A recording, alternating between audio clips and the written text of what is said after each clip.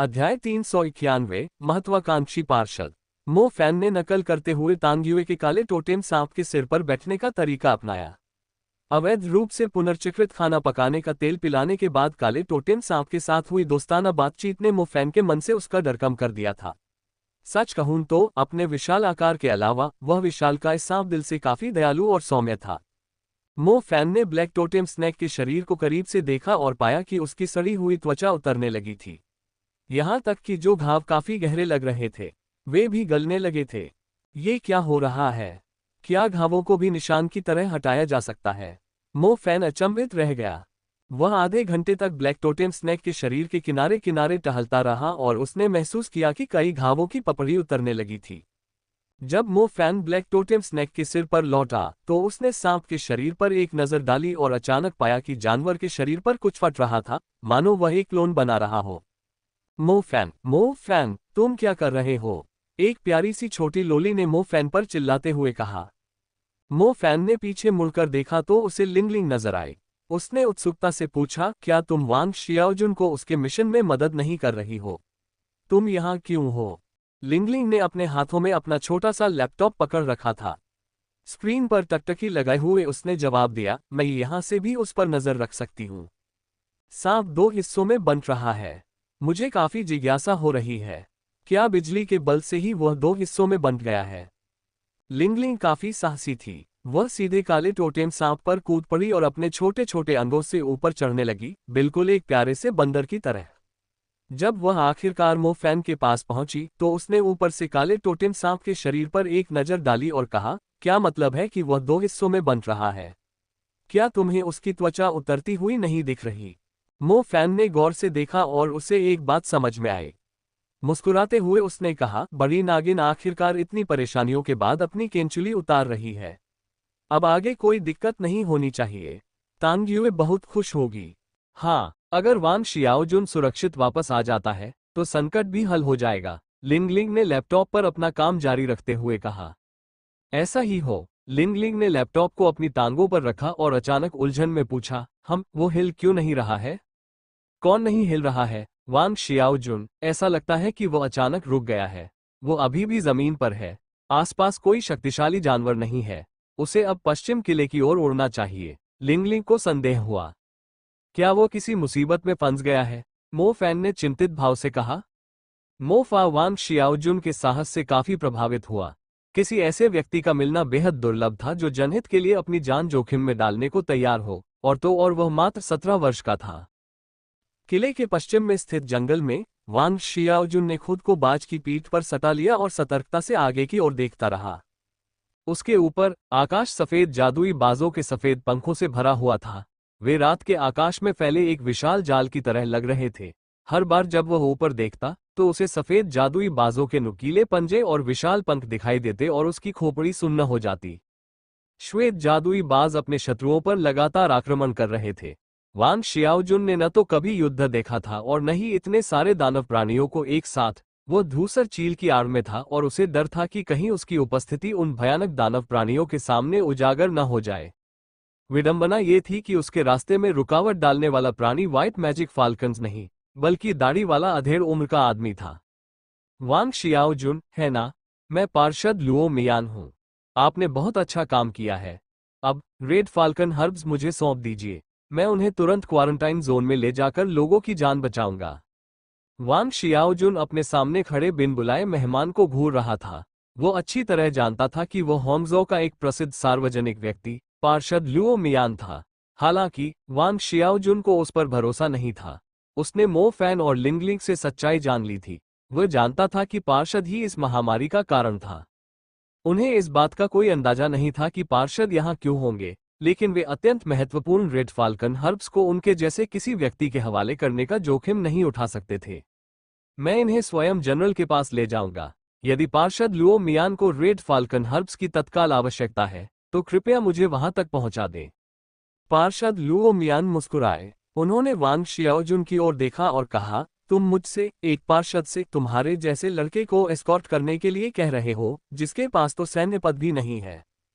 तो फिर तुम क्या चाहते हो? वांग शियाओजुन ने कहा, अगर तुम में अक्ल है तो अब कंगन लौटा दो। पार्षद लुओ मियान की मुस्कान धीरे धीरे ठंडी पड़ गई और बच्चे के प्रति तिरस्कार का भाव झलकने लगा। सामान्यतया पार्षद लुओ मियान आसानी से अपने किसी आदमी को वांग शियाओजुन से जड़ी बूटियां लाने के लिए भेज सकते थे, लेकिन ये देखते हुए कि श्वेत जादू के बाजों ने आकाश पर कब्जा कर लिया था, हर कोई बिना किसी की नजर में आए वांग शियाओजुन की ओर चुपके से नहीं जा सकता था। पार्षद लुओ मियान छाया तत्व के एक उच्च स्तरीय जादूगर थे। होंगझोउ और पश्चिमी किले में कोई भी ऐसे युद्ध क्षेत्र में स्वतंत्र रूप से घूम नहीं सकता था जहां आकाश और जमीन दोनों ही इस समय एक भीषण युद्ध के बीच में थे। हालांकि लुओ मियान को इस बात पर काफी हैरानी हुई कि इतने मामूली बच्चे ने महामारी का इलाज ढूंढ लिया, लेकिन उसने सोचा कि होंगझोउ को इस गंभीर स्थिति से बचाने वाला व्यक्ति एक बच्चे के बजाय वो खुद होना चाहिए। हालांकि इस घटना के लिए उसके पास पहले से ही एक बलि का बकरा था, लेकिन जू मेन को अब उस पर विश्वास नहीं रहा, इसलिए पार्षद के रूप में अपना पद बरकरार रखना उसके लिए मुश्किल होगा। लेकिन अगर उसे रेड फाल्कन हर्ब्स मिल जाए तो वो पूरे शहर का रक्षक बन जाएगा। जू मेंग और बाकी लोग न सिर्फ उस पर आरोप लगाने की हिम्मत नहीं करेंगे, बल्कि उसकी प्रतिष्ठा भी और बढ़ सकती है। समझदार व्यक्ति मुश्किल हालात में जोखिम भरे उपाय आजमाने को तैयार रहता है। इस बार खतरा सिर्फ एक बच्चे से निपटने का था, इससे आसान और क्या हो सकता था। क्या बात है, पार्षद लुओ मियान ने वांग शियाओजुन और युवा भूरे बाज को देखते हुए मुस्कुराते हुए कहा, क्या तुम मेरे खिलाफ जाने की सोच रहे हो? क्या तुम इसे छीनने की योजना बना रहे हो? वांग शियाओजुन ने गुस्से से जवाब दिया। उसने कभी सोचा भी नहीं था कि कोई पार्षद ऐसा करेगा। मेरी बात सुनो, मुझे वो चीज दे दो और मैं तुम्हारी जान बख्श दूंगा। मैं तुम्हें एक उज्ज्वल भविष्य की गारंटी देता हूं, अन्यथा तुम दुनिया से पूरी तरह गायब हो जाओगे। यकीन मानो, तुम्हारी तुच्छ मौत की किसी को परवाह नहीं होगी। पार्षद लुओ मियान का लहजा बेहद ठंडा था। उसका पूरा शरीर अंधकार और मृत्यु की एक मोटी परत से ढका हुआ था। जनता के सामने हमेशा सौम्य मुस्कान लिए रहने वाला पार्षद अब एक लालची, निर्दयी पिशाच में बदल गया था। एक गहरी, बर्फीली आभा वांग शियाओजुन और धूसर चील की ओर बढ़ी। जानवर कुछ कदम पीछे हट गया, जबकि वांग शियाओजुन को अपने शरीर में अचेतन रूप से कंपन महसूस हुई। पार्षद लुओ मियान अत्यंत शक्तिशाली थे। उनकी तीखी निगाहें दो लंबी तलवारों की तरह उनकी आत्माओं को भेद रही थीं। मैं इसे आखिरी बार कह रहा हूं, इसे सौंप दो, पार्षद लुओ मियान ने दृढ़ स्वर में मांग की। वांग शियाओजुन ने स्टोरेज ब्रेसलेट को कसकर पकड़ रखा था, उसका इसे सौंपने का कोई इरादा नहीं था। मैं बताना भूल गया था, मेरा दूसरा तत्व अभिशाप तत्व है। मुझे यकीन है कि आपने इसका अनुभव पहले कभी नहीं किया होगा। आपको शुक्रगुजार होना चाहिए, क्योंकि पार्षद बनने के बाद मैंने इसका इस्तेमाल किसी को मारने के लिए नहीं किया है। मेरे अभिशाप तत्व से मरने वाले आपसे कहीं ज्यादा शक्तिशाली थे। पार्षद लुओ मियान ने धीरे से वांग शियाओजुन की ओर हाथ हिलाया। ऐसा लग रहा था मानो उसका हाथ कुछ छिपाने की कोशिश कर रहा हो। यह एक गहरे लाल रंग की शक्ति थी जिसमें किसी बुरी शक्ति की झलक थी। वांग शियाओजुन और भूरे बाज के ठीक ऊपर एक विशाल मकड़ी के आकार की एक आत्मा प्रकट हुई, जो हवा में अजीब तरह से तैर रही थी। उसके पैर उसी गहरे लाल रंग के धागों से जुड़े थे जो पार्षद लुओ मियान की हथेली पर लिपटे हुए थे। अचानक ही रेशमी धागों ने वांग शियाओजुन और धूसर चील को घेर लिया और उन्हें अपनी ओर खींचने लगे। कुछ ही क्षणों में एक विशाल लाल मकड़ी का जाला दिखाई दिया, मानो कोई जाल बिछाया गया हो या पहले से ही अपने शिकार का इंतजार कर रहा हो। डरावनी मकड़ी रेशमी धागों को खींचने लगी और वांग शियाओजुन पर अपनी पकड़ और कसती चली गई। शाप तत्व से मनुष्य सबसे अधिक प्रभावित होते थे। रेशम न केवल अपने लक्ष्य को स्थिर कर देता था, बल्कि यह एक ऐसी नली की तरह था जो मनुष्य की आध्यात्मिक ऊर्जा को सोख लेती थी। यह वांग शियाओजुन की आत्मा को बेहद तेजी से बाहर निकाल रहा था। कैसा लग रहा है? मैं काफी बूढ़ा हो चुका हूं, इसलिए मैं कोई पापपूर्ण कार्य नहीं करना चाहता। मुझे वो चीज दे दो और मैं तुम्हें तुरंत इस दर्द से मुक्त कर दूंगा, पार्षद लुओ मियान ने कहा। वांग शियाओजुन बुरी तरह छटपटा रहा था। असहनीय दर्द से उसका चेहरा बैंगनी पड़ गया था। उसने कुछ कहने की कोशिश की, लेकिन लाल रेशमी कपड़े ने उसका गला कसकर जकड़ लिया था। पार्षद लुओ मियान अपने शिकार को घूर रहे थे। बच्चा दया की भीख मांगता प्रतीत हो रहा था, लेकिन उसने मुस्कुराते हुए जवाब दिया। उसने अपना हाथ पंजे की तरह कस लिया, मानो किसी दुष्ट मकड़ी के घातक पैर हों जो अपने शिकार को मारने जा रही हो। वांग शियाओजुन का शरीर अचानक अकड़ गया। उसकी आत्मा पूरी तरह से खाली हो चुकी थी। उसके चेहरे का रंग अब खून जैसा नहीं रहा। उसका अकड़ा हुआ शरीर अचानक कमजोर और दुर्बल हो गया। उसकी आंखें ऊपर की ओर घूम गईं, मानो दम घुटकर उसकी मौत हो गई हो। आतंक और दर्द के अलावा उसकी निगाहों में अविश्वास साफ झलक रहा था। कितनी बेवकूफी! पार्षद लुओ मियान धीरे धीरे वांग शियाओजुन के शरीर के पास पहुंचे और उनकी बाह से कंगन छीन लिया। उसने वांग शियाओजुन की ओर एक नजर भी नहीं डाली, जिसकी आत्मा पूरी तरह से सूख चुकी थी। अगर उसे इस बीमारी का इलाज न मिला होता तो वह उस जैसे तुच्छ व्यक्ति पर अपना समय बर्बाद न करता। उसने अपनी सफलता सुनिश्चित करने के लिए आवश्यक सब कुछ हासिल कर लिया था। उसे जल्द से जल्द शहर के क्वारंटाइन क्षेत्र में पहुंचना था। एंटीडोट की मदद से वह होंगझोउ शहर के अधिकारियों के साथ आसानी से बातचीत कर सकता था। अपने छाया तत्व का उपयोग करते हुए पार्षद लुओ मियान अनगिनत सफेद जादुई बाजों से भरे युद्ध क्षेत्र से आसानी से गुजरते हुए शहर वापस आ गए और अपने पीछे एक युवक का शव और एक दर्दनाक चीखता हुआ भूरा चील छोड़ गए। होंगझोउ की वेस्ट लेक। बेवकूफ, वो बेवकूफ! लिंगलिंग ने काले टोटेम सांप के सिर पर चिल्लाते हुए कहा। उसका चेहरा नफरत और गुस्से से भरा हुआ था। उसने एक विशेष संचार उपकरण के माध्यम से जंगल में घटी हर बात सुन ली थी। उसने गुस्से में आकर बड़बड़ाया, लेकिन दुष्ट पार्षद लुओ मियान पर नहीं, बल्कि युवक वांग शियाओजुन पर। वो विरोध क्यों करेगा? क्यों? वो तो बस एक साधारण जादूगर था। एक पदच्युत पार्षद का विरोध करने की उसे क्या जरूरत थी?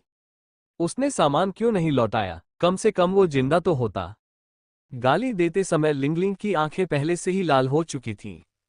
हालांकि उसे वांग शियाओजुन को उसकी मूर्खता के लिए डांटने का मन कर रहा था, पर वह वास्तव में बहुत होशियार था। जब पार्षद लुओ मियान ने उसे मारने का फैसला किया, तब उसने किसी तरह विशेष संचार उपकरण चालू कर दिया था। पार्षद लिंगलिंग ने कभी सोचा भी नहीं था कि उनके हिंसक और क्रूर कृत्य को रिकॉर्ड कर लिया गया है और उसे लिंगलिंग और मो फैन को भेज दिया गया है। वो भयावह मकड़ी का जाल, वो एक ऐसा जादू है जो किसी की आत्मा को खा जाएगा। मो फैन का चेहरा भावहीन था। मो फैन भयावह मकड़ी के जाल से भलीभांति परिचित था। अतीत में उसने और तांगयुए ने जिस अपराधी का पीछा किया था, उसमें भी यही भयानक अभिशाप तत्व मौजूद था। उसने इसी मंत्र से डोंगफेंग कबीले के 4 जादूगरों को आत्माविहीन खोखले शरीरों में बदल दिया था। वांग शियाओजुन का भी यही हाल हुआ था। उसकी साधना उन चारों जादूगरों से काफी कमजोर थी। मध्यवर्ती अभिशाप जादू के सामने उसका टिकना नामुमकिन था। ये लुओ मियान बेहद क्रूर थी। उसने एक बच्चे पर इस तरह का बुरा जादू किया। लिंगलिंग, घबराओ मत, शायद वो मो फैन को अभी भी थोड़ी उम्मीद थी। क्या तुम्हें लगता है कि मैं बच्ची हूं? क्या तुम्हें लगता है कि मुझे श्राप तत्व के बारे में कुछ पता नहीं है? लिंगलिंग गुस्से से चिल्लाई। वह पार्षद, वह इंसान कहलाने लायक नहीं है। मो फैन का दिल बैठ गया। लुओ मियान इस महामारी का मुख्य दोषी था। उसने पहले सोचा था कि एक दुष्ट पार्षद की क्रूरता की भी एक सीमा होती है, लेकिन उसने कभी नहीं सोचा था कि पार्षद वांग शियाओजुन की हत्या कर देगा। ऐसा करने के लिए किसी व्यक्ति को कितना क्रूर, निर्मम, दुष्ट और बेरहम होना चाहिए। इस महामारी की शुरुआत उसी ने की थी, जिसने होंगझोउ को इतने बड़े खतरे में डाल दिया था। पश्चाताप करने के बजाय उसने अपने आदमी को बलि का बकरा बना दिया ताकि वो खुद मुसीबत से बच सके, और यहाँ तक कि उस व्यक्ति को भी मार डाला जिसने संक्रमित लोगों की जान बचाने के लिए अपनी जान जोखिम में डाली थी। वो भला ऐसे युवक की हत्या कैसे कर सकता था जिसका हृदय इतना दयालु और पवित्र था? मो फैन ने सोचा था कि लू नियान दुनिया का सबसे खूंखार हत्यारा है जिसे वह कभी जान पाएगा। फिर भी वह एक ऐसे व्यक्ति से मिला जो लू नियान से भी ज्यादा क्रूर और घृणित था, और तो और वो प्रवर्तन संघ का पार्षद था। उसे याद आया कि कैसे वांग शियाओजुन बैठक कक्ष में घुस आया था और अपने सामने आने वाले खतरे के बावजूद उसकी निगाहें दृढ़ थीं। उसके विचार लुओ मियान के पाखंडी व्यवहार और वांग शियाओजुन द्वारा अपनी जान जोखिम में डालकर हासिल किए गए विषनाशक को छीनने के बाद उसकी तिरस्कारपूर्ण हंसी से भरे हुए थे। मो फैन को तुरंत अपने सीने में भयंकर क्रोध का विस्फोट महसूस हुआ। ये लुओ मियान, उसके 10,000 बार मरने से भी उसके पाप का प्रायश्चित नहीं हो पाएगा। संचार उपकरण से एक के बाद एक चीखें सुनाई देने लगी। ये गहरे दुख से भरी भूरे चील की आवाज थी। मो फैन और लिंगलिंग इसे सुनकर अपने आंसू नहीं रोक पाए। पश्चिमी किले के ऊपर का आकाश एक विशाल सफेद जाल की तरह दिख रहा था, जिसकी घनी डोरियां मानव रक्षकों के ऊपर के स्थान को ढके हुए थी। आकाश में नुकीले पंजे विनाशकारी मंत्रों से टकरा रहे थे और हर जगह तीखी चीखें और धमाके गूंज रहे थे। किले के चारों ओर 10 किलोमीटर का इलाका युद्ध क्षेत्र में तब्दील हो चुका था। मानव रक्षकों की संख्या श्वेत जादुई बाजों के सामने बहुत कम थी। पश्चिमी किले के सभी सैनिकों के युद्ध में शामिल होने के बावजूद वे जमीन पर ज्यादा से ज्यादा चौकोर ईंटों की संरचना ही बना सकते थे, और वहां से वे केवल अपेक्षाकृत कम ऊंचाई पर उड़ रहे श्वेत जादुई बाजों पर ही हमला कर सकते थे। लड़ाई को अलग अलग स्तरों में बांटा गया था।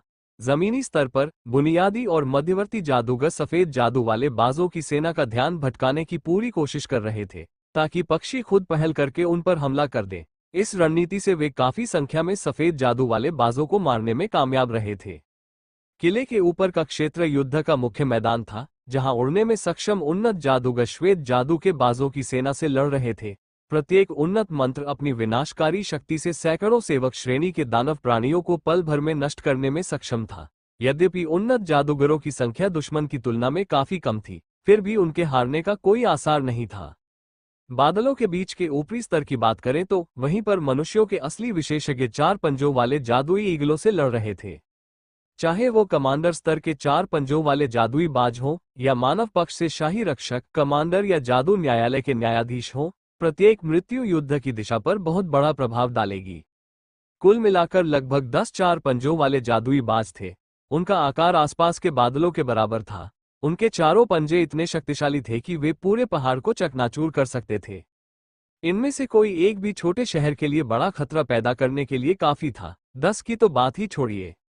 10 4 पंजों वाले जादुई चील बादलों के ऊपर तैर रहे थे, मानो बादलों के सागर से अलग हुए 10 बादल के टुकड़े हों। उनकी बर्फीली निगाहें आकाश में तैर रहे नन्हे मुन्ने मनुष्यों को घूर रही थीं। सेवक और योद्धा स्तर के श्वेत जादू के बाजों के लिए इतनी ऊंचाई तक पहुंचना असंभव था, क्योंकि तेज हवा के झोंके और कड़ाके की ठंड उनके लिए असहनीय थी। 4 पंजों वाले जादुई चील अपने दुश्मनों से अलग अलग नहीं लड़ रहे थे। वे एक त्रिकोणीय संरचना बनाए हुए थे, जो एक विशाल क्षेत्र को घेरे हुए थी।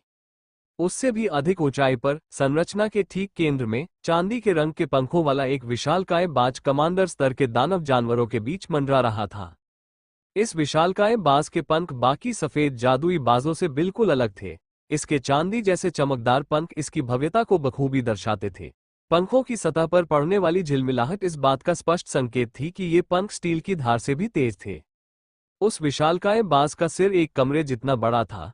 उसके सिर पर बालों के गुच्छे सीधे खड़े थे, मानो चांदी का मुकुट पंखे की तरह फैला हो। उसकी गर्वित आंखें उन मनुष्यों को बड़ी उत्सुकता से देख रही थीं जो उसे रोकने की कोशिश कर रहे थे। यह अत्यंत श्रेष्ठ था, और मानव क्षेत्र में उड़ने की उसे कोई चिंता नहीं थी। इसके साथ चल रहे 10 4 पंजों वाले जादुई बाज आसानी से रास्ते की सभी बाधाओं को पार कर सकते थे। नीचे मौजूद हजारों छोटे बाजों की तो बात ही अलग है। क्या वो सिल्वर स्काई रूलर है? एल्डेली तियान ने आश्चर्य से कहा। 10 कमांडर स्तरीय 4 पंजों वाले जादुई ईगल्स द्वारा भला और क्या ले जाया जा सकता है? तान जोंग ने सख्त नजर से जवाब दिया। Silver Sky Ruler, West Ridge में आकाश पर इसका हमेशा से ही प्रभुत्व रहा था। इसके राज्य में रहने वाले श्वेत जादुई बाज ही इतने शक्तिशाली थे कि वे एक विशाल बादल बना सकते थे जो सूर्य को भी ढक सकता था। वेस्ट फोर्ट्रेस की स्थापना केवल वेस्ट रिज में रहने वाले व्हाइट मैजिक फाल्कन्स से बचाव के लिए नहीं की गई थी। सच्चाई ये थी कि व्हाइट मैजिक फाल्कन्स ने बहुत लंबे समय से मनुष्यों पर हमला नहीं किया था, इसलिए मनुष्यों ने उन पर ज्यादा ध्यान नहीं दिया था।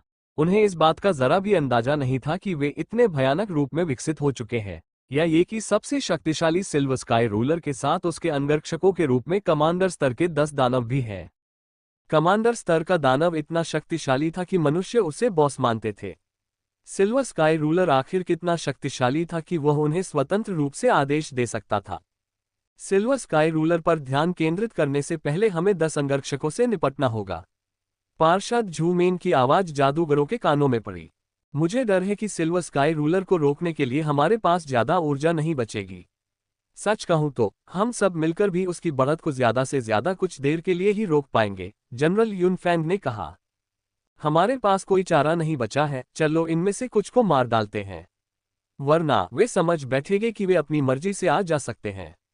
पार्षद झूमेंग ने अपने पहने हुए शाही वस्त्र उतारते ही भयंकर आभा बिखेरी। अपना भाषण समाप्त करते ही पार्षद 10 4 पंजों वाले जादुई बाज की ओर दौड़ पड़ा और अपने जलते हुए पंखों से आग की लाल लकीर छोड़ गया। शाही अंगरक्षकों के प्रमुख वू पिंगजिंग ने तुरंत अपने 3 जोड़ी पवन पंखों के साथ पार्षद का पीछा किया। झूमेन की ताकत वाकई अद्भुत है, ली तियान ने कहा।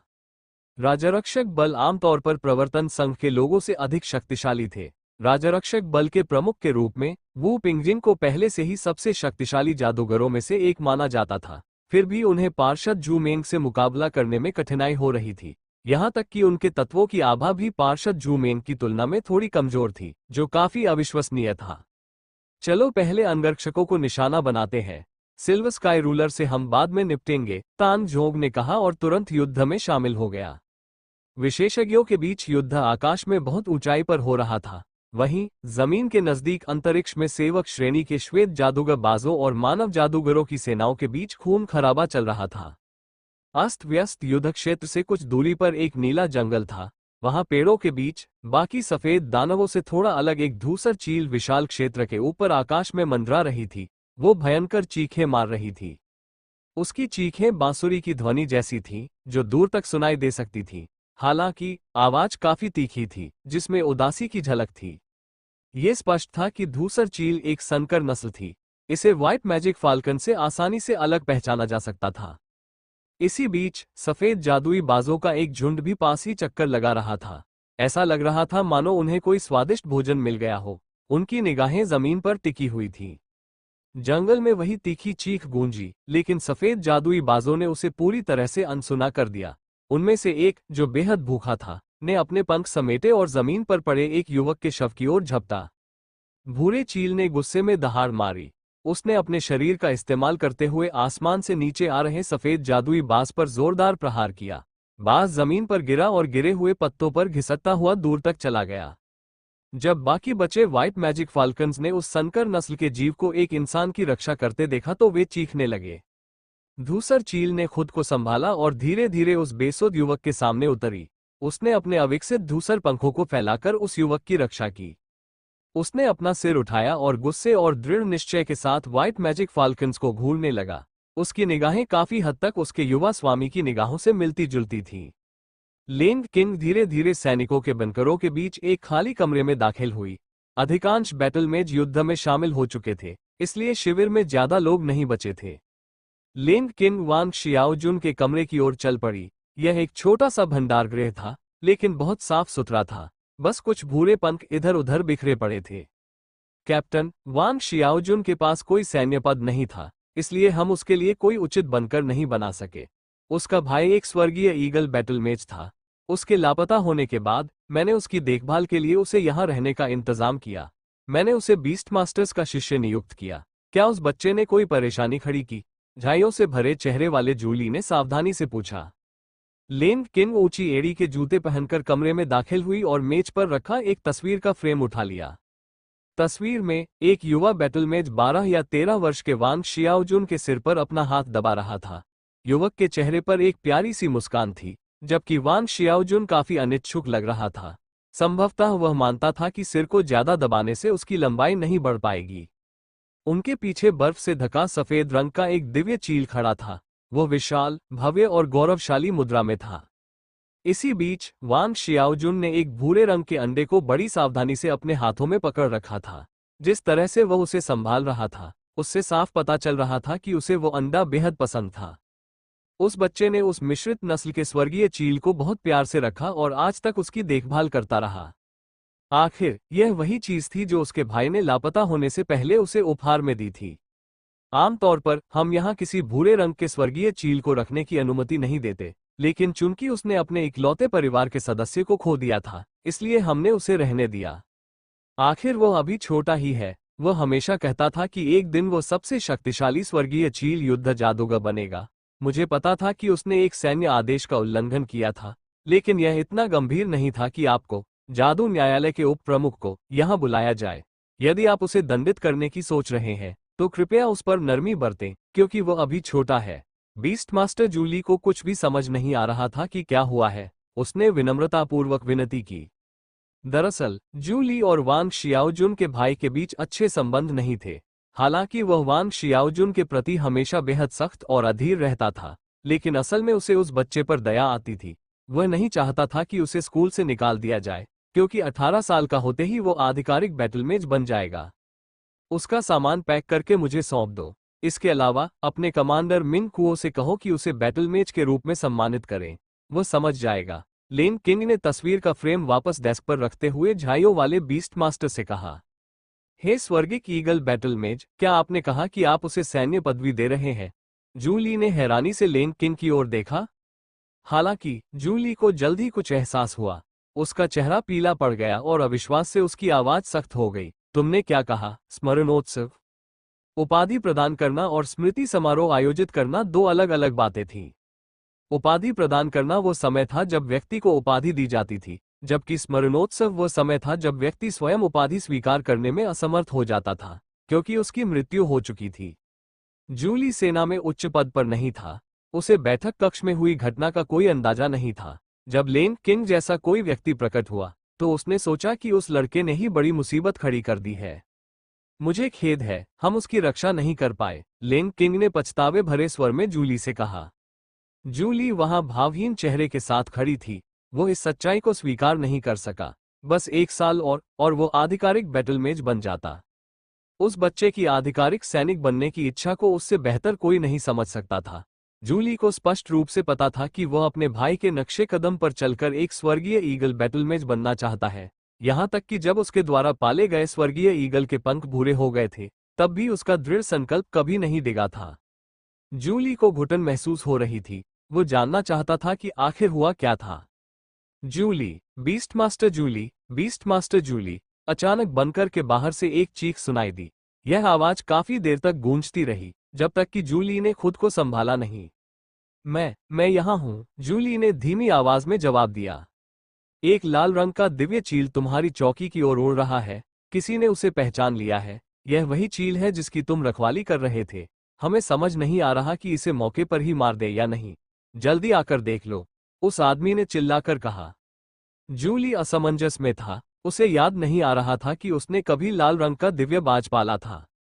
चलिए इसकी जांच करते हैं, लेन किंग ने कहा। दोनों झटपट वांग शियाओजुन के कमरे से निकले और सीधे पहरेदार चौकी की ओर चले गए। वो स्थान श्रमिकों और कुछ सैनिकों से भरा हुआ था। वे इस बात को लेकर दुविधा में थे कि क्या उन्हें उस जानवर को शत्रुतापूर्ण मानना चाहिए या नहीं। जैसे ही लेन किंग और जूली उस स्थान पर पहुंचे, उन्होंने एक लाल रंग के दिव्य बाज को अजीबोगरीब ढंग से उनकी ओर उड़ते हुए देखा। वो जानवर पीड़ा में प्रतीत हो रहा था। ऐसा लग रहा था मानो वो कभी भी जमीन पर गिर जाएगा, लेकिन उसने किसी तरह अपने पंख फड़फड़ाकर खुद को संभाल लिया। अंततः चील पहरेदार चौकी से 50 मीटर से भी कम दूरी पर थी। जूली की आंखें चौड़ी हो गईं। वे आश्चर्य से भरी हुई थीं। ये सच था कि उसे किसी लाल स्वर्गीय ईगल को उठाने की बात याद नहीं थी, क्योंकि जानवर को ढकने वाला लाल रंग वास्तव में खून था। ये लाल रंग का दिव्य बाज नहीं, बल्कि भूरे रंग का था। इसका पूरा शरीर खून से लथपथ था। सिर, पंख, शरीर, पंजे, शरीर का कोई भी अंग गहरे घावों और चोटों से अछूता नहीं था। खून से सना हुआ कोई भी धब्बा नहीं था। खून अभी भी टपक रहा था। इसने उसके भूरे पंखों को ढक लिया और उन्हें पूरी तरह से लाल रंग में रंग दिया। जूली 10 साल से अधिक समय से सेना में था।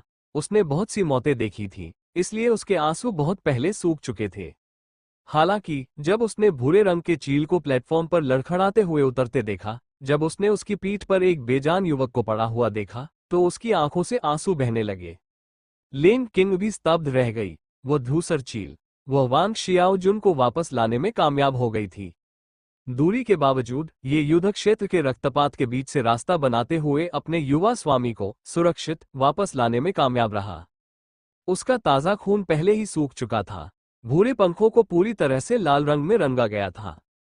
वो मिश्रित नस्ल का दिव्य बाज उतरने के बाद दोबारा नहीं उठा। वो भीड़ के सामने जमीन पर गिर पड़ा। उसकी आधी टूटी हुई गर्दन वांग शियाओजुन के शरीर की ओर मुड़ी हुई थी। उसकी आंखों में कोई भाव नहीं था। वो मर चुका था। लेन किंग ने कई कुलीन वंश के दिव्य बाज देखे थे। उनमें अविश्वसनीय शक्ति और शुद्ध सफेद पंख थे। हालांकि अब से वो केवल संकर नस्ल के भूरे पंखों वाले दिव्य बाज को ही याद रखेगी। स्वामी जैसी, जानवर जैसी, वो केवल मौन आंसुओं से ही अपना पूर्ण सम्मान व्यक्त कर सकती थी।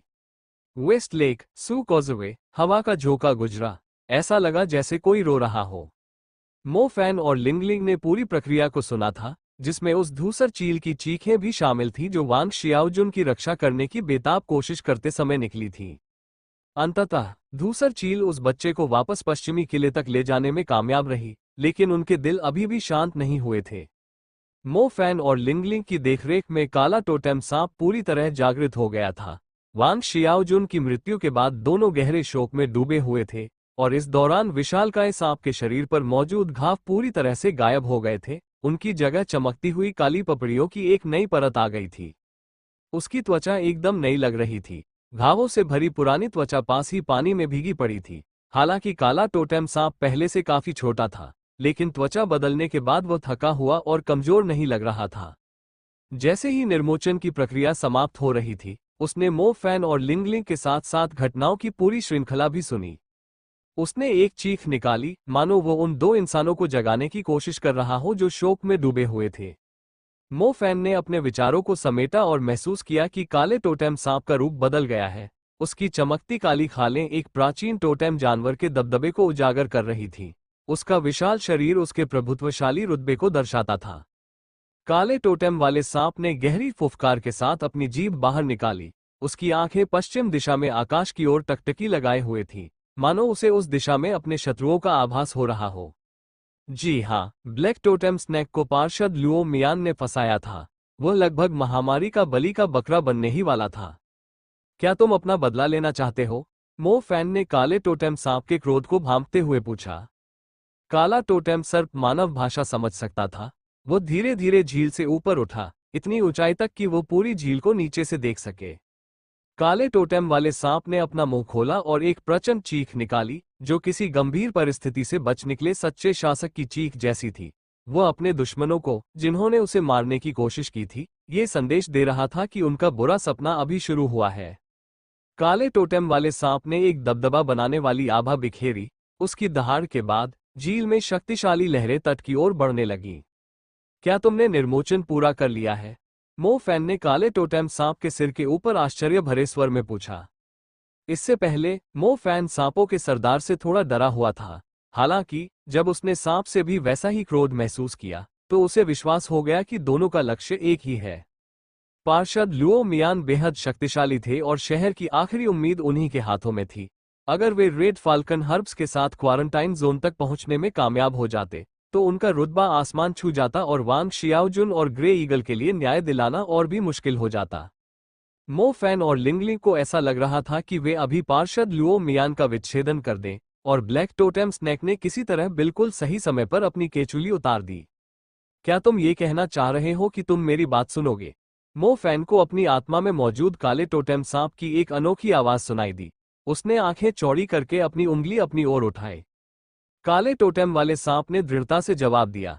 सांपों का सरदार अच्छी तरह जानता था कि मो फैन ने उसकी सबसे कमजोर स्थिति में उसकी मदद की थी। इसलिए वो मो फैन के दिल में जल रही क्रोध की ज्वाला में खुद को बदलने के लिए तैयार था। वो इस महामारी, इस षड्यंत्र और इस त्रासदी के लिए जिम्मेदार अपराधी को राख में बदल देगा। ठीक है, चलो उस कमीने को मार डालते हैं, मो फैन ने उन्माद में चिल्लाते हुए कहा। एक पार्षद, उसने अपनी अपार शक्ति और सामर्थ्य का दुरुपयोग करके ऐसी घिनौनी साजिश को अंजाम दिया था। लेकिन अब काले टोटेम सांप का निर्मोचन पूरा हो चुका था। प्रभुत्वशाली प्राणी लौट आया था। अब उस कमीने की जान कोई नहीं बचा पाएगा। लिंगलिंग, मुझे जगह बताओ, मो फैन ने अपने बगल में बैठी लिंगलिंग से कहा। वो फिलहाल वेस्ट फोर्ट्रेस और क्वारंटाइन जोन के बीच की छोटी घाटी में है। वो लगभग शहर तक पहुंच चुका है, लिंगलिंग ने कहा। लिंगलिंग ने स्पेस ब्रेसलेट पर विशेष निशान लगा रखे थे।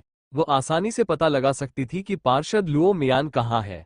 वो इतना घिनौना पाप करने के बाद चुपके से शहर में घुसने की कोशिश कर रहा था। उसने वापसी पर वांग शियाओजुन का पीछा किया था, और अब उसी भाग्य का सामना करने की बारी उसकी थी। ठीक है, बड़े आदमी, चलो चलते हैं, काले टोटेम सांप पर खड़े मो फैन ने चिल्लाते हुए पश्चिम की ओर इशारा किया। काला टोटेम सांप पूरी तरह से काले शल्कों से ढका हुआ था, जो कवच की तरह दिखते थे। वो झील से निकलकर आकाश में ऐसे उछला जैसे कोई रात्रि ड्रैगन आकाश में उड़ रहा हो। अन्य उड़ने वाले जीव अपने पंखों को तेजी से फड़फड़ाते हुए धीरे धीरे ऊंचाई बढ़ाते थे, लेकिन काला टोटेम सांप सीधे बादलों में चला गया। बादलों की परत तक पहुंचते ही पश्चिम झील पर आकाश में उल्टी दिशा में बहता हुआ एक झरना दिखाई दिया। आसपास के निवासी इस अद्भुत दृश्य को अविश्वास से देखते रह गए। जैसे ही काला टोटेम सांप आकाश में उड़ा, उसकी आकृति जल्द ही रंगीन धुंध से ढक गई। कोहरा न केवल उसके विशालकाय शरीर को छुपा रहा था, बल्कि उसे होंगझोउ शहर की ओर खींच भी रहा था। बादलों के बीच कोहरे पर सवार होकर आगे बढ़ने की उस विशालकाय जीव की अद्भुत क्षमता ही इसका कारण थी। वे तेजी से विकसित शहर की गगनचुंबी इमारतों के ऊपर आसमान में उड़ते हुए आगे बढ़े। मो फैन और लिंगलिंग दोनों काले टोटेम सांप के सिर पर बैठे थे।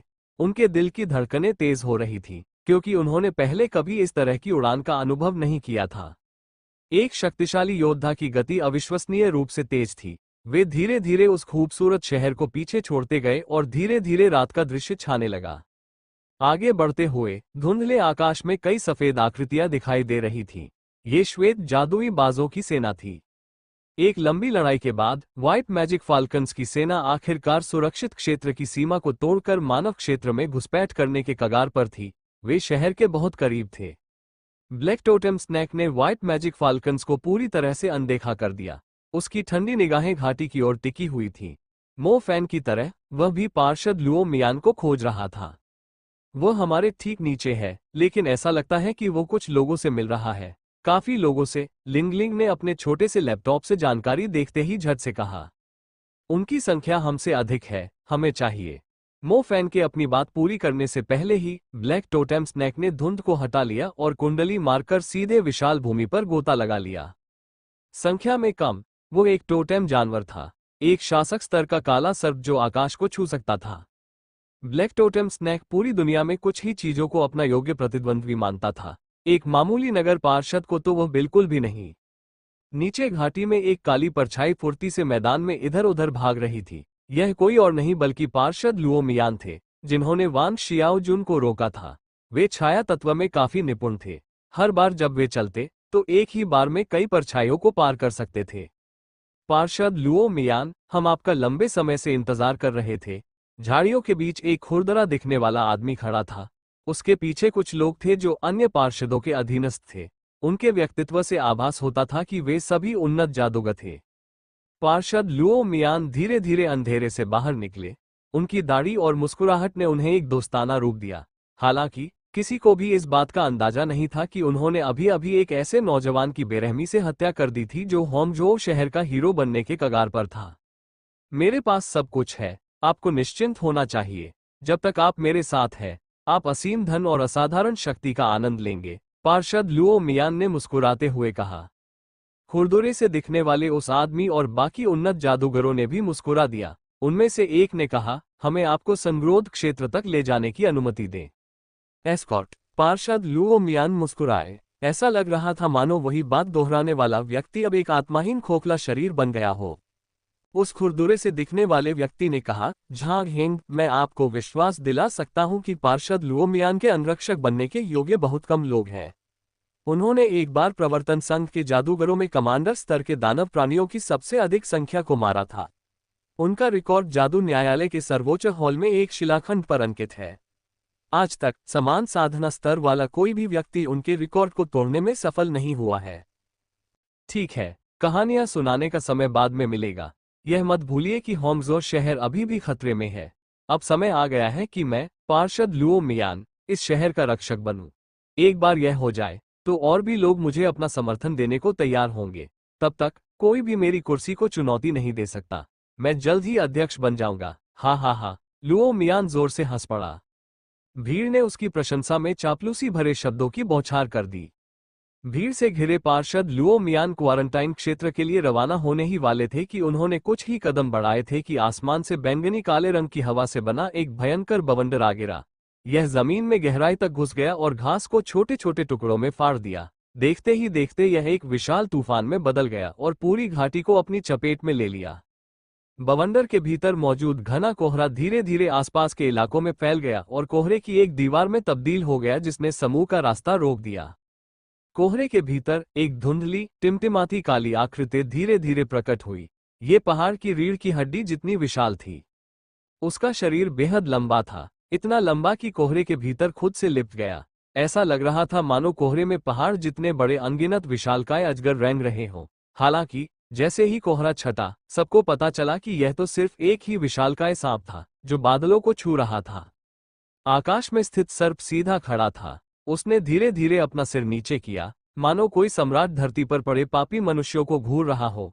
उसकी आंखों से एक ठंडी चमक निकली जो जादुई तलवारों की तरह उनके दिलों में उतर गई और उन्हें वहीं जड़वत कर दिया। उसके सिर के ऊपर क्रोधित मो फैन और लिंगलिंग खड़े थे। वे वांग शियाओजुन का बदला लेने आए थे। मो फैन ने पार्षद लुओ मियान को घूरकर देखा। उसे आश्चर्य हुआ कि वह पार्षद के बगल में खड़े व्यक्ति से पहले भी मिल चुका था। जब वह तांगयुए के साथ झील के केंद्र में स्थित मंदिर में गया तो वहां दा शेंग नाम का एक व्यक्ति उस स्थान की देखरेख कर रहा था। वही व्यक्ति अब पार्षद लुओ मियान के बगल में खड़ा था। इससे स्पष्ट संकेत मिलता है कि वही टोटेम गार्डियंस जनजाति का गद्दार था। दा शेंग अपनी जगह पर जम गया। उसने कभी सोचा भी नहीं था कि उनका टोटेम जानवर, काला टोटेम सांप, यहां प्रकट होगा। उसमें सिर उठाने की हिम्मत नहीं थी। वो बुरी तरह भयभीत था, ठीक वैसे ही जैसे मो फैन ने पहली बार उस जानवर को देखकर प्रतिक्रिया दी थी। वो इतना कमजोर था कि उसके पास उस जानवर का विरोध करने का कोई मौका ही नहीं था।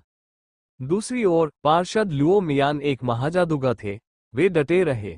उन्होंने सिर उठाकर ठंडी मुस्कान के साथ कहा, क्या तुम्हें अब भी लगता है कि तुम वही पुराने टोटेम बीस्ट हो? बिना निर्मोचन की प्रक्रिया पूरी किए मैं अकेले ही तुम्हें आसानी से खत्म कर सकता हूं।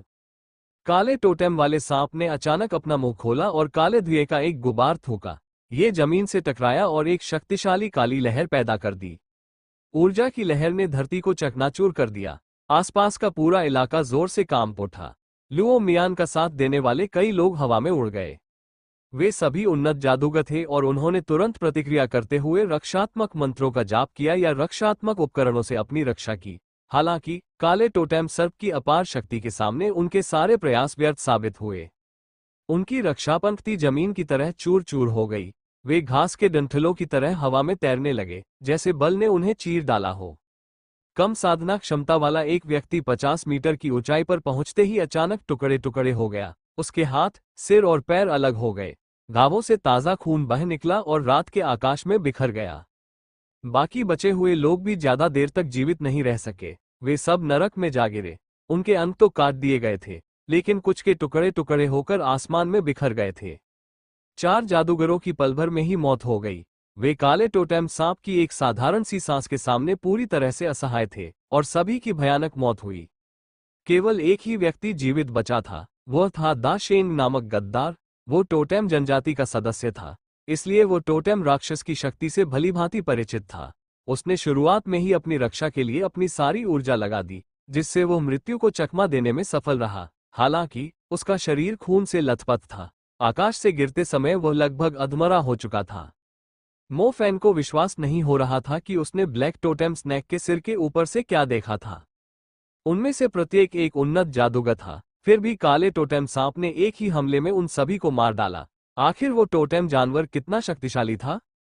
ऊर्जा धीरे धीरे क्षीण हो गई और पीछे अव्यवस्था छोड़ गई। जमीन पर दरारें दूर दूर तक फैली हुई थीं, मानो किसी विशाल देवता ने जोरदार कदम रखा हो और अपने पीछे गहरे पदचिह्न छोड़ दिए हों। जमीन एक गहरी खाई की तरह धीरे धीरे फटती जा रही थी। उस इलाके में एकमात्र व्यक्ति जो सुरक्षित बचा था वो था महाजादूगर पार्षद लुओ मियान। उसने गुस्से से मुंह बनाते हुए काले टोटेम सांप को घूरते हुए कहा, तुम्हें अपनी निर्मोचन प्रक्रिया पूरी करने में आधा महीना और लगना चाहिए।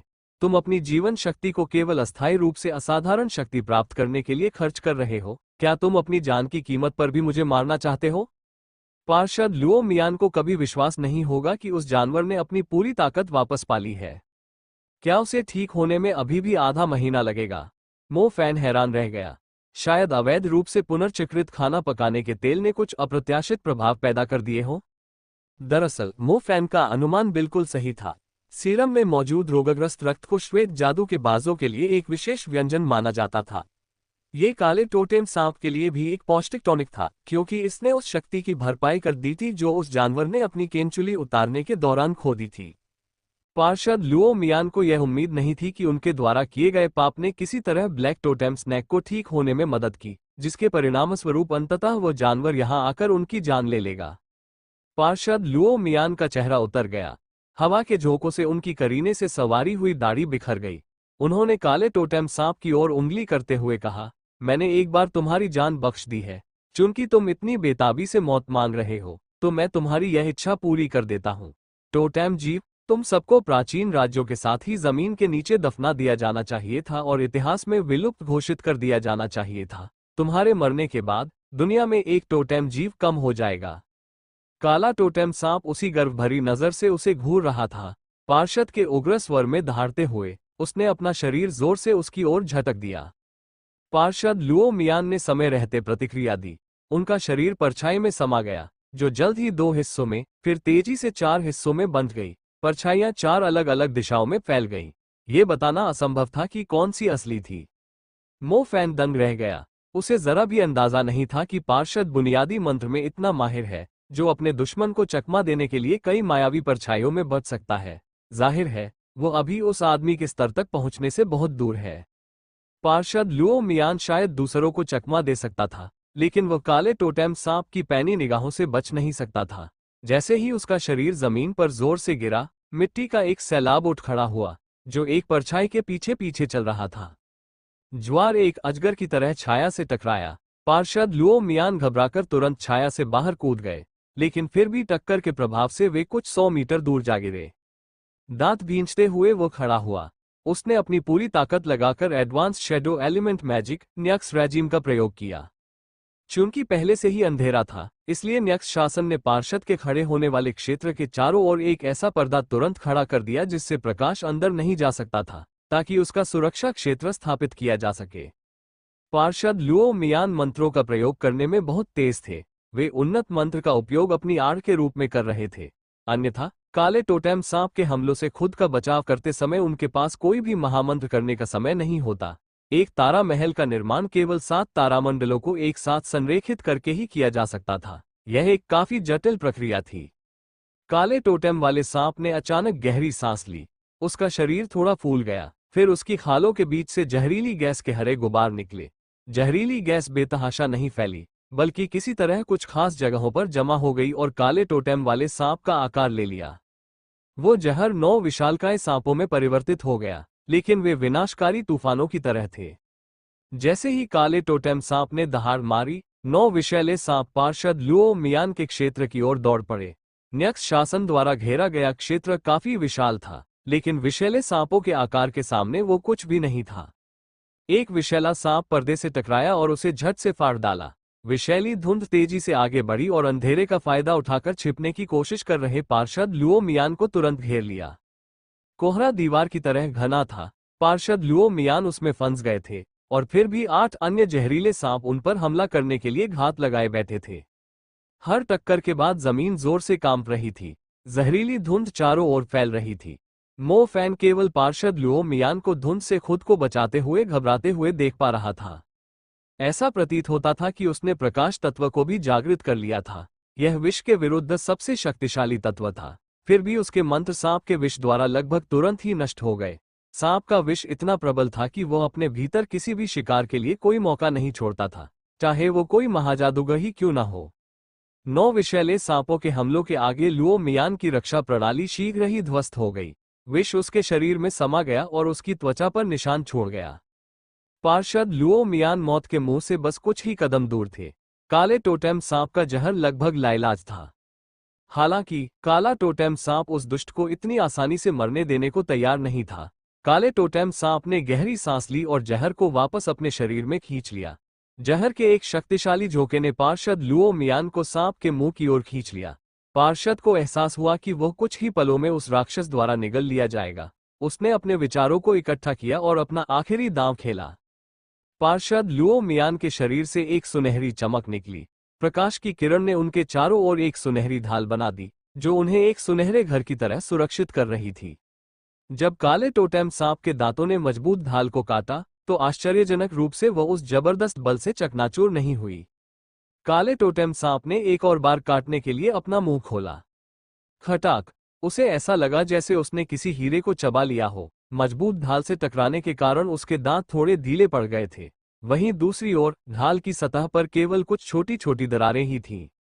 पार्षद लुओ मियान ढाल की सुरक्षा में थे और उन्होंने अनजाने में अपनी दाढ़ी संवार ली। उनके पीले चेहरे पर मुस्कान आ गई।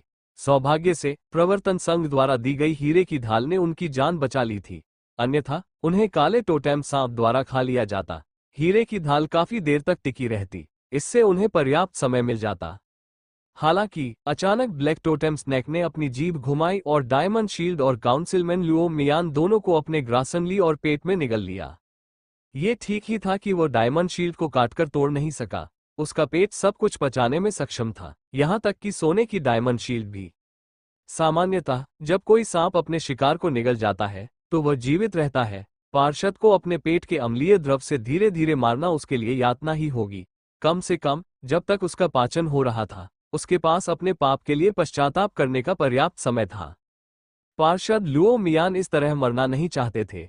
जैसे ही वे ग्रासनली में लुढ़क रहे थे, उन्होंने सांप के सिर के ऊपर खड़े दो लोगों पर चिल्लाते हुए कहा, लाल बाज जड़ी बूटियों वाला कंगन अभी भी मेरे हाथ में है।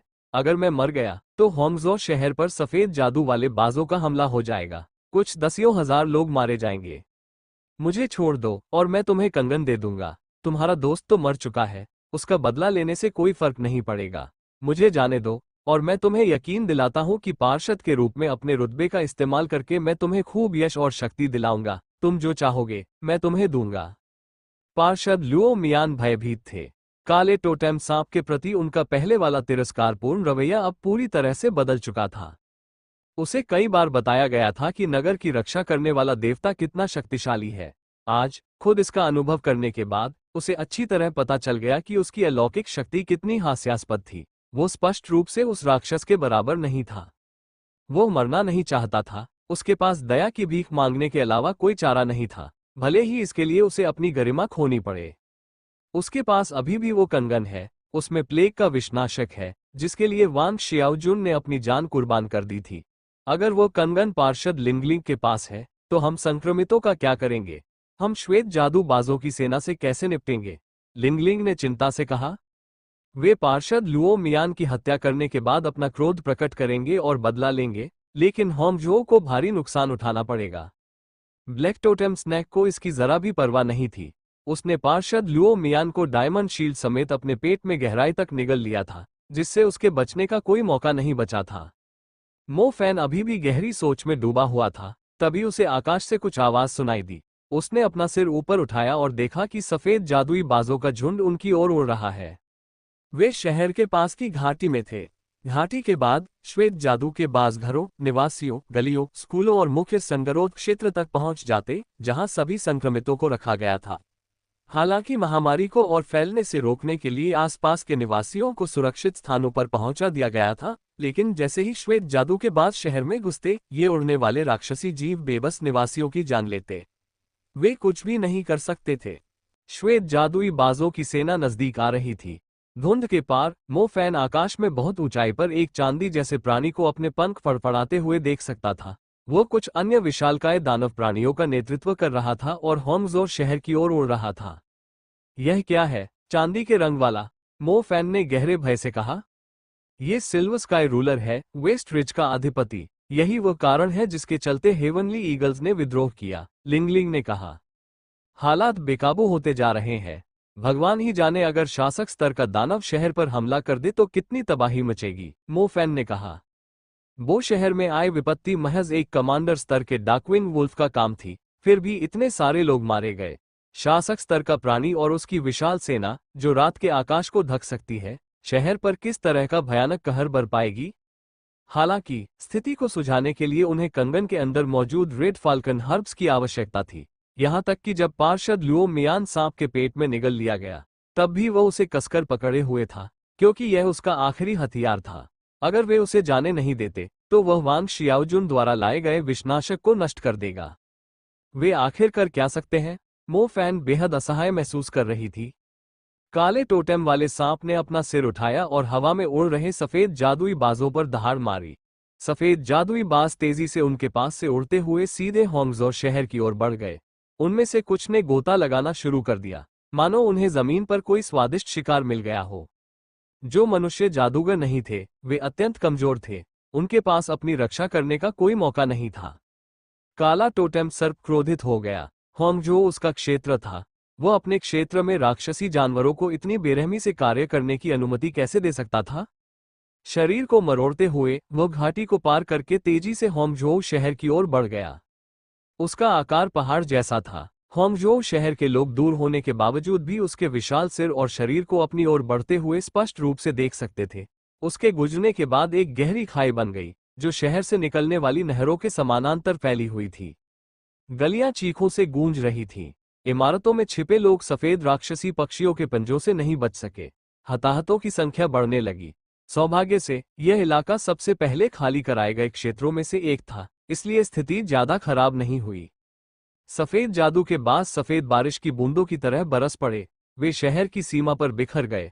उड़ने की क्षमता के कारण कई जादूगर उनके सामने बेबस थे। वे बस उन्हें शहर को तबाह करते और नागरिकों को मारते हुए देखते रह गए। इससे भी अधिक चौंकाने वाली बात यह थी कि एक विशालकाय सांप शहर की सीमा पर आ पहुंचा था। पहरेदार सफेद जादुई बाजों से भी ज्यादा उससे डरे हुए थे। जैसे ही काला टोटेम सांप शहर की सीमा पर पहुंचा, उसने अपना मुंह खोला और सफेद जादू वाले बाजों पर जहरीली धुंध थूक दी।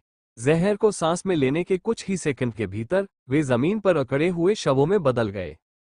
काले टोटेम सांप का जहर इतना शक्तिशाली था कि उसने सफेद जादू वाले बाजों को पल भर में मार डाला।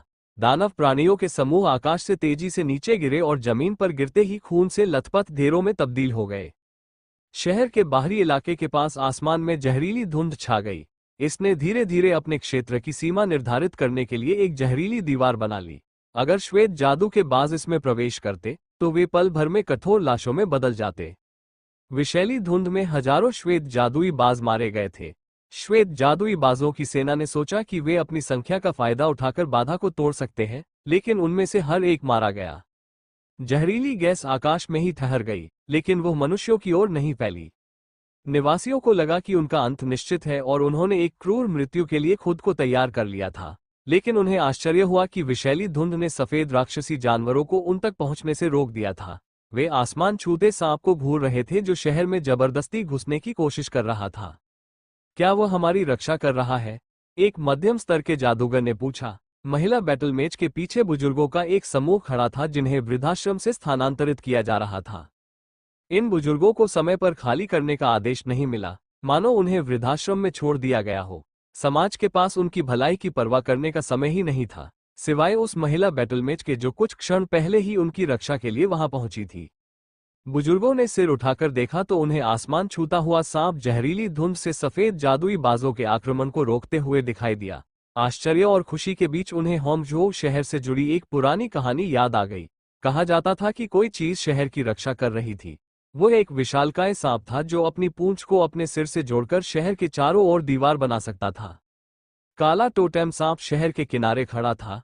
उसने अपना सिर उठाया और सफेद जादू वाले बाजों को घूरने लगा जो उसे निशाना बना रहे थे।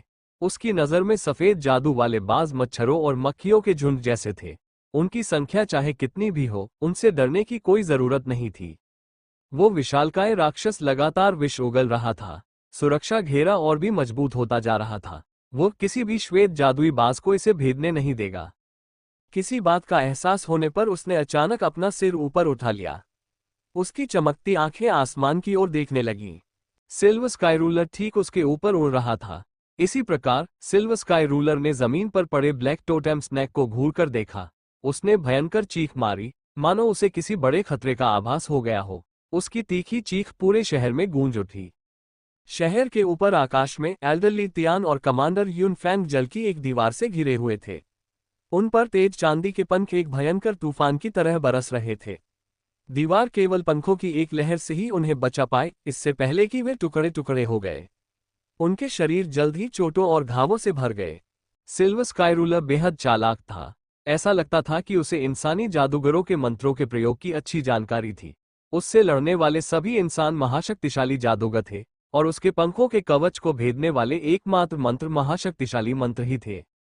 वो राक्षसी पक्षी अपनी इच्छा से अपने पंखों को नियंत्रित कर सकता था। उसके पंख तलवारों की तरह उसके चारों ओर घूम रहे थे, सुरक्षा के लिए तलवारों का एक घेरा बना रहे थे। ये घेरा न केवल उसकी अभेद्य रक्षा थी, बल्कि वो इन पंखों को अपने लक्ष्यों पर दाग भी सकता था। सुपर मैजिशियनों के लिए चांदी के पंख बेहद परेशानी का सबब थे। हर बार जब वे कोई सुपर स्पेल डालने की कोशिश करते तो पंख उन्हें जकड़ लेते और स्टार पैलेस का निर्माण पूरा करने का उन्हें कोई मौका ही नहीं देते। तारा महल का निर्माण एक जटिल प्रक्रिया थी, जिसमें 7 तारामंडलों को आपस में जोड़ना शामिल था। इसे थोड़े समय में पूरा करना केवल कुछ ही लोगों के बस की बात थी। कम से कम ली तियान, यून फैंग, झू मेन, तांग जोग, झू मेंग और अन्य लोग इसे करने में सक्षम नहीं थे। वे काफी शक्तिशाली थे और लगभग तुरंत ही उन्नत मंत्रों का प्रयोग कर सकते थे। दुर्भाग्यवश उनमें से कोई भी सिल्वर स्काई रूलर के पंखों के क्षेत्र को भेदने के लिए पर्याप्त शक्तिशाली नहीं था। यह क्षेत्र दानव के चारों ओर घूमते हुए एक रक्षात्मक बवंडर की तरह था। कोई भी विनाशकारी मंत्र उस क्षेत्र के संपर्क में आते ही चकनाचूर हो जाता था। हमें क्या करना चाहिए? अगर हम इसकी रक्षा पंक्ति को भेदने का कोई रास्ता नहीं ढूंढते तो हम इसे कोई नुकसान भी नहीं पहुंचा सकते। एल्डरली तियान ने भौहें चढ़ाते हुए पूछा। उनकी सुपर मैजिक की कोशिशें हमेशा बाधित होती थीं और एडवांस स्पेल पूरी तरह से बेकार साबित होते थे। सिल्वर स्काई रूलर अपने पंखों के क्षेत्र का बखूबी इस्तेमाल करता था। वह लगभग अजेय था। हमें इसे हर हाल में तोड़ना होगा, पार्षद जू मेंग ने गुस्से से चिल्लाते हुए कहा। महाजादूगरों में उसकी जादुई शक्ति सबसे विनाशकारी थी। वू पिंगजिंग की सुरक्षा में वो शक्तिशाली बिजली तत्व को नियंत्रित करने में सक्षम था और तेजी से कुछ दूरी पर हट गया। उसके चारों ओर 5 तारामंडल बन गए। उन्होंने अविश्वसनीय गति से तारों को संरेखित किया था। तारामंडलों के निहारिका और तारा पैटर्न को उन्होंने तुरंत प्रदर्शित कर दिया। यह कोई साधारण जादूगर नहीं कर सकता था। ऐसा लगता है जैसे ये जमीन की ओर देख रहा है। इसका ध्यान कहीं और है। पार्षद जू मेंग, यही हमारा मौका है, वू पिंगजिंग चिल्लाए। वू पिंगजिंग ने अपने ऊपर बरसते पंखों की बौछार के लिए खुद को पहले ही तैयार कर लिया था, लेकिन उसे आश्चर्य हुआ कि सिल्वर स्काई रूलर ने अपना ध्यान जमीन की ओर मोड़ लिया था। ऐसा प्रतीत हुआ कि वहां किसी चीज ने उसे क्रोधित कर दिया था। जू मेंग और वू पिंगजिंग के पास जमीन पर क्या हो रहा था, इसकी चिंता करने का समय नहीं था। जू मेंग पूरी तरह से आखिरी 2 तारामंडलों को बनाने पर ध्यान केंद्रित कर रही थी। 7 तारामंडलों का निर्माण हुआ। घनी आबादी वाले तारों ने मिलकर एक भव्य आकाशगंगा का निर्माण किया। निहारिका ने तारों को आपस में जोड़ दिया था, जिसके परिणामस्वरूप एक अद्भुत तारामंडल पैटर्न बन गया। पूरी तरह से संरेखित तारामंडल पैटर्न के संयोजन से रहस्यमय तारामंडलों का निर्माण हुआ। नक्षत्र समूह एक दूसरे से जुड़ते रहे और एक भव्य तारा महल का निर्माण किया। पार्षद जू मेंग के स्थान से 100 मीटर के दायरे में गहरे बैंगनी रंग की बिजली तेजी से चमक रही थी। उन्होंने आकाश में बिजली का भाला निकाल लिया था। बिजली की तरह तेज धार वाला भाला जोर से फेंका गया। रास्ते भर उसका आकार बढ़ता ही गया। एक के बाद एक बिजली के कई गोले आकाश में तेजी से गुजरे और 9 बिजली की लकीरें बना ली। बिजली की किरणें सीधे सिल्वर स्काई रूलर के फेदर ब्लेड डोमेन की ओर बढ़ी। 9 विशाल स्तंभों से निर्मित एक बिजली का पिंजरा प्रकट हुआ, जिसमें सिल्वर स्काई रूलर फंस गया। हालांकि लाइटनिंग पनिशमेंट उस फॉर्मेशन जितना शक्तिशाली नहीं था जिसने ब्लैक टोटेम स्नेक को फंसा लिया था, फिर भी यह सिल्वर स्काई रूलर को कुछ समय के लिए व्यस्त रखने के लिए काफी था। सिल्वर स्काई रूलर चारों दिशाओं से अपनी ओर आती बिजली की लपटों को देखकर क्रोधित हो गया। उसने पिंजरे से बाहर निकलने की कोशिश की, लेकिन उसे एहसास हुआ कि सभी महामंत्रों में सबसे शक्तिशाली मंत्र से वो इतनी आसानी से बाहर नहीं निकल सकता। उसका शरीर गिरने लगा और अपने साथ बिजली का पिंजरा भी गिराने लगा। बिजली का दंड दानव पक्षी के साथ ही नीचे गिरा। एक निश्चित ऊंचाई पर सिल्वर स्काई रूलर ने अचानक एक चीख निकाली। वो तीखी चीख रात के आकाश में श्वेत जादुई बाजों की सेना के बीच गूंज उठी। विषैली धुंध को भेदने की कोशिश कर रहे श्वेत जादुई बाजों ने अपने नेता के आह्वान को सुनकर तुरंत अपना मार्ग बदल लिया और एक साथ एकत्रित हो गए। इसे मोहरे कहकर यह क्या करने की कोशिश कर रहा है? क्या इसे लगता है कि वे बिजली की सजा को तोड़ने के लिए काफी मजबूत हैं? पार्षद जू मेंग ने कहा। जैसे ही पार्षद जू मेंग ने अपना वाक्य समाप्त किया, सफेद जादू वाले बाजों की सेना विशाल सफेद जालों की तरह बिजली की सजा पर टूट पड़ी। श्वेत जादुई बाजों के पहले समूह में कुल मिलाकर 100 से अधिक बाज थे। उनकी एक समान गतिविधियों को देखकर यह प्रबल संभावना थी कि उन्हें उनके घोंसलों के अनुसार समूहित किया गया था। हालांकि जैसे ही वे बिजली के भालों के बीच बिजली की जंजीरों के संपर्क में आए, उनके शरीर तुरंत चूर चूर हो गए और खून की बौछारों में तब्दील हो गए। व्हाइट मैजिक फाल्कन्स के पहले बैच के मारे जाने के बाद उनमें से और भी कई बेपरवाह होकर लाइटनिंग पनिशमेंट की दिशा में दौड़ पड़े। उनमें योद्धा स्तर के दानव भी शामिल थे, लेकिन सेवक श्रेणी के दानवों की तरह ही सुपर लाइटनिंग एलिमेंट स्पेल की अपार शक्ति के सामने उनका कोई अस्तित्व नहीं था। सिल्वर स्काई रूलर के आदेश पर कई white magic falcon lightning punishment से टकरा गए, मानो उड़ते हुए पतंगे आग में गोता लगा रहे हों। कुछ ही सेकंड में हजारों फाल्कन मारे गए। खून की बूंदें कई किलोमीटर तक फैले खून के धुंध में बदल गईं। यह एक विचित्र दृश्य था। पार्षद जू मेंग दंगम हो गए। उन्हें विश्वास नहीं हो रहा था कि शासक स्तर का दानव अपने ही लोगों को मौत के मुंह में भेज देगा ताकि वह जल्द से जल्द जाल से मुक्त हो सके। अंततः आत्मघाती पक्षियों की अंतहीन लहरों के कारण बिजली के दंड की मोहर कांपने लगी। उसकी शक्ति धीरे धीरे कम होने लगी। जब सिल्वर स्काई रूलर ने देखा कि उसकी योजना सफल हो रही है, तो उसने एक और चीख निकाली और व्हाइट मैजिक फाल्कन से स्वयं को बलिदान करने की मांग की। उच्च वंश के दानव जानवर की तुलना में ये निम्न श्रेणी के प्राणी बहुत ही तुच्छ थे। बिजली का दंड भले ही काफी शक्तिशाली था, लेकिन वो सिल्वर स्काईरूलर को केवल सीमित समय के लिए ही जकड़ सकता था। खुद को चोट से बचाने के लिए सिल्वर स्काईरूलर ने हजारों व्हाइट मैजिक फाल्कन्स की बलि देने का विकल्प चुना था। निर्मम सिल्वर स्काईरूलर अंततः बिजली के बंधनों से मुक्त हो गया। वह एक बार फिर आकाश में उठ खड़ा हुआ, उसके पंख सीधे खड़े थे। रात के आकाश में मौजूद 5 महाजादूगरों पर तुरंत अनगिनत चांदी के पंख दागे गए। पंख बेहद नुकीले थे, कोई भी सामान्य बचाव उनका सामना नहीं कर सकता था। वो पिंडजिन पार्षद झू मेन की सुरक्षा के लिए तैनात थे। उन्होंने रक्षात्मक उपकरण और मंत्रों का एक साथ प्रयोग किया था, लेकिन वे चांदी की किरणों को रोक नहीं पाए। उसका शरीर छेदों से भरा हुआ था। चांदी की किरणें उसके खून के साथ झू मेन की ओर बढ़ती रहीं। झू मेन के बाएं कंधे में गहरा घाव हो गया था, जिससे खून से लथपथ एक बड़ा छेद बन गया था। उसने दर्द सहते हुए वू पिंगजिंग की ओर उड़ान भरी और उसे पंखों की बारिश से बचाते हुए अपनी पूरी गति से दूर खींच लिया। वू पिंगजिंग बुरी तरह घायल हो गया था। अगर पार्षद झू मेंग उसे चांदी की अंतहीन किरणों से दूर न खींचते, तो अब तक वो एक विकृत लाश बन चुका होता। तांग जोग तुरंत आया और उन्हें वहां से ले गया। वू पिंगजिंग के पीले पड़े शरीर पर बने घावों से पता चलता था कि उसका खून तेजी से बह रहा था। उसने कमजोर नजर से पार्षद झू मेंग की ओर देखा और कहा, पार्षद जी, मुझे खेद है कि हम इस दानव का मुकाबला नहीं कर सकते। मेरी लड़ने की शक्ति खत्म हो चुकी है और आप भी घायल हैं। हमें शहर की सुरक्षा दीवार की ओर पीछे हट जाना चाहिए। बकवास। अगर हम अभी पीछे हट गए तो इस राक्षस को कौन रोकेगा? क्या आपको अंदाजा है कि इसके हमले शहर के लिए कितने विनाशकारी होते हैं? अगर इसकी विनाशकारी शक्ति किसी अस्पताल या स्कूल पर आ पड़ी तो हजारों लोग मर जाएंगे। पार्षद झू मेंग ने गुस्से से कहा। पार्षद झू मेंग ने सिल्वर स्काई रूलर को ठंडी निगाहों से देखा। उसे अपने कंधे पर लगे खून बहते घाव की जरा भी परवाह नहीं थी। वो सिल्वर स्काई रूलर की तरह निर्मम सत्ताधारी व्यक्ति नहीं था, जो अपने हजारों लोगों को व्यर्थ में मरने के लिए भेजने को तैयार था। मनुष्य इसलिए अलग थे क्योंकि वे भावुक थे और उनमें भावनाएं थीं। हर जीवन का अपना एक अर्थ होता था। एक पार्षद के रूप में, यदि उसे शहर में लाखों लोगों की जान की परवाह नहीं थी और वह केवल खुद को बचाने के लिए भाग गया, तो वह उन राक्षसी दरिंदों से कितना अलग था? तो क्या हुआ अगर वह घायल हो गया? जब तक वो क्रूर राक्षसी जानवरों को शहर पर आक्रमण करने से रोक सकता है, जब तक वो बड़ी संख्या में लोगों की जान बचा सकता है, तब तक मृत्यु भी सार्थक होगी।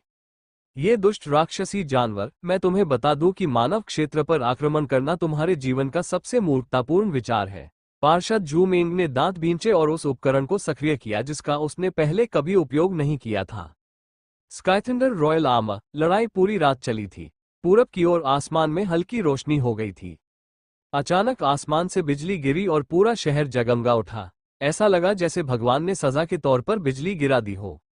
आश्चर्यजनक बिजली पार्षद झू मेंग के शरीर पर गिरी। बिजली की लपटों से ढकी कवच उनके शरीर पर सिर से लेकर टखनों तक लिपट गई। यह एक शानदार बिजली का कवच था, मानो स्वर्ग से मिला कोई उपहार हो। पार्षद झू मेंग की पीठ पर आग के पंख प्रकट हो गए। वह अचानक एक पूर्ण रूप से सुसज्जित योद्धा में बदल गया, जो बिजली और अग्नि के सबसे शक्तिशाली तत्वों को नियंत्रित कर सकता था। बिजली और अग्नि तत्व सभी तत्वों में सबसे विनाशकारी थे। पार्षद झू मेंग ने अपने अग्निमय पंख फड़फड़ाए और सिल्वर स्काई रूलर पर हमला कर दिया। उड़ान के दौरान ही उसने एक और उपकरण सक्रिय कर दिया। उसकी हथेली पर भयंकर ज्वालाएं जल रही थीं। वे तेजी से उसके आसपास फैल गईं और एक लाल भाले में बदल गईं। भाला प्रकट होते ही पहाड़ों के बीच से लाल सूरज उगाया। पार्षद झू मेंग ने भाला पकड़ा और सूरज की ओर दौड़ पड़ा। भाला सूरज की रोशनी से और भी तेज चमकने लगा, मानो उसे और भी ताकत मिल गई हो। आसमान धधकते लाल रंग से रंग गया। पार्षद झू मेंग सिल्वर स्काई रूलर की तुलना में बेहद छोटा था, लेकिन उसके हाथ में निहित शक्ति अथाह थी। भाले से निकली लपटों तक पहुंचते ही उसके शरीर के चारों ओर घूम रहे पंखों का घेरा तुरंत राख में बदल गया। पार्षद झू मेंग सिल्वर स्काई रूलर के क्षेत्र में तेजी से घुस गए। तेज पंखों वाली तलवारें पार्षद झू मेंग के करीब पहुंचने के लिए लपटों से बचने की कोशिश कर रही थीं, लेकिन बिजली के कवच ने उन्हें रोक दिया। वो उग्र आकृति तेजी से आगे बढ़ी, अपने पीछे जलती हुई लकीर छोड़ती हुई। चांदी की रक्षा पंक्ति छलनी हो गई, क्योंकि जंगल की आग ने चांदी के क्षेत्र के आधे हिस्से को जला दिया। उसकी असाधारण शक्ति ने तांग जोग, ली तियान और युन फैंग को अवाक कर दिया। अंततः चांदी का क्षेत्र टूट गया। पार्षद जू मेंग ने बिजली के शाही कवच और उगते सूरज की भाले की मदद से इसे भेदने में कामयाबी हासिल की थी। युद्ध की शुरुआत से अब तक यही एकमात्र प्रगति हुई थी। हालांकि केवल यही सिल्वर स्काई रूलर की जान लेने के लिए पर्याप्त नहीं था। सिल्वर स्काई रूलर ने पार्षद जू मेंग को ठंडी निगाहों से देखा, उसकी आंखों में तिरस्कार झलक रहा था। जैसे ही वो उसके पास पहुंचा, उसने अपने विशाल पंख उसकी ओर फड़फड़ा दिए। हालांकि पार्षद जू मेंग सिल्वर स्काई रूलर के क्षेत्र में घुसपैठ कर चुका था, और भले ही वो सिल्वर स्काई रूलर पर आग और बिजली का इस्तेमाल कर रहा था, लेकिन उसकी शक्ति सिल्वर स्काई रूलर की रक्षा पंक्ति को भेदने के लिए पर्याप्त नहीं थी। जैसे ही दानव के पंख ने उसे मारा, वो तुरंत बैंगनी और लाल रंग के मिश्रण वाले उल्कापिंड में बदल गया और तेजी से आकाश से नीचे गिरने लगा। नगर परिषद सदस्य जू मेंग की कार शहर के बाहरी इलाके में दुर्घटनाग्रस्त हो गई। टक्कर के कारण पूरी सड़क तबाह हो गई। सौभाग्यवश उस स्थान को काफी समय पहले ही खाली करा लिया गया था, अन्यथा कई निर्दोष लोगों की जान चली जाती। मलबे के बीच जादुई भाला अब धीरे धीरे बुझती हुई लौ बन गया था। कवच ने उसकी जान तो बचा ली थी, लेकिन वो भी चकनाचूर हो चुका था। पार्षद जू मेंग ने खून के घूंट फूंके, वो लड़खड़ाते हुए खड़ा हुआ और आकाश में मौजूद सिल्वर स्काई रूलर को घूरने लगा। वेस्ट रिज का शासक उसकी कल्पना से कहीं अधिक शक्तिशाली था। पार्षद जू मेंग ने अपने पीछे फैले शहर पर असहाय नजर डाली। वो कल्पना कर सकते थे कि निकट भविष्य में ये शहर खंडहर में तब्दील हो जाएगा और अनगिनत जाने जाएंगी। और यह सब उसकी अक्षमता के कारण हुआ था। आकाश में केवल कमांडर यूनफैंग, एल्डरली तियान और तान जोंग ही बचे थे। उनमें से केवल यूनफैंग की शक्ति पार्षद जू मेंग से थोड़ी अधिक थी। बाकी सभी अभी भी महाजादू का उपयोग करने में निपुण नहीं थे। जब वे समझ नहीं पा रहे थे कि क्या करें, तभी शहर की दिशा से एक भयानक गर्जना सुनाई दी। एक काला कोहरा आसमान में उठा, जिसमें एक विशालकाय सांप था, जो किसी गगनचुंबी इमारत जितना बड़ा था। वो सांप श्वेत जादुई बाजों की सेना को चीरता हुआ आगे बढ़ा।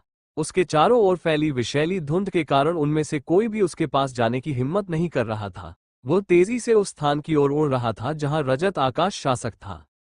सिल्वर स्काई रूलर ने पूरी लड़ाई के दौरान अपना ध्यान जमीन पर केंद्रित रखा था।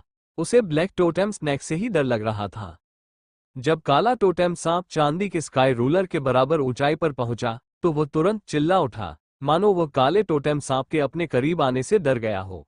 ये लगातार पास में ही अपनी श्वेत सेना को बुलाता रहा, जो फिर से काले टोटेम सांप पर पतंगों की तरह टूट पड़ी। वे सभी विषैली धुंध में जा गिरे। सिल्वर स्काई रूलर का क्षेत्र नुकीले पंखों से घिरा हुआ था, जिसने महाजादूगरों को पूरी तरह से असहाय कर दिया था। इसी प्रकार ब्लैक टोटेम स्नैक का क्षेत्र भी अद्वितीय था, जहरीली गैस का अवरोध।